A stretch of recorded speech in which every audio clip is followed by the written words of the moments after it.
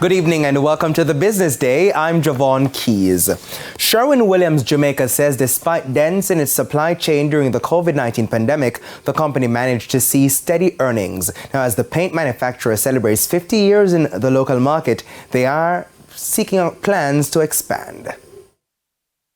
While the COVID-19 pandemic raged, some took the opportunity to renovate and improve spaces.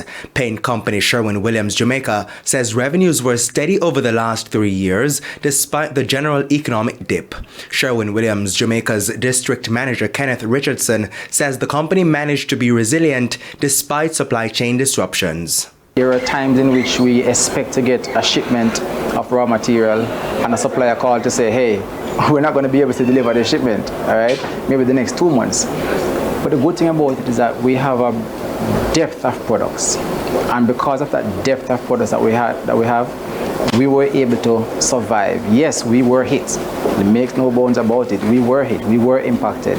But nevertheless, through all of that, we still were able to come out ahead of all previous years. So we have not declined in even one of the years during the global supply challenges. Mr. Richardson says as the company celebrates 50 years of operation locally, it is looking to expand. Planning to open our next store this year. We'll be opening our 24th store.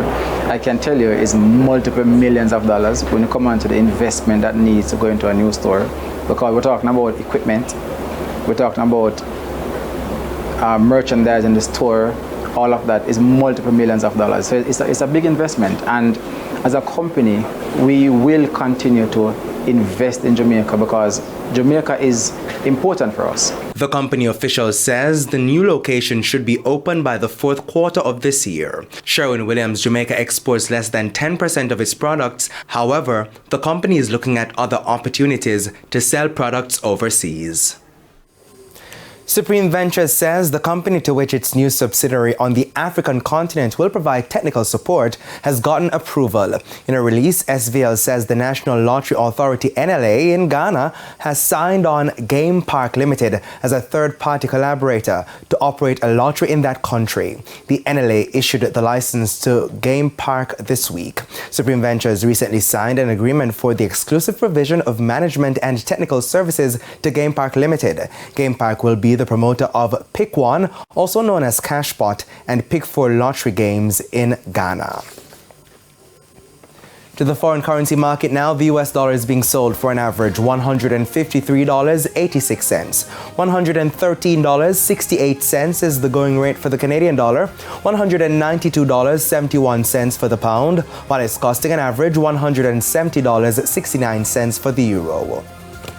The JSE Index gained 955 points today, while the Junior Market Index decreased by 4 points. Among the winners were Jamaica Public Service, JPS 7% shares, Medical Disposables and Supplies, JMB Group 7.5% preference shares, Productive Business Solutions 9.75% cumulative redeemable preference shares, and Jamaican Teas.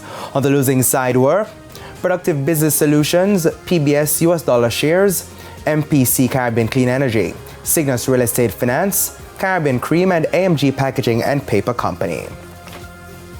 And that's the Business Day. I'm Javon Keys. Good evening.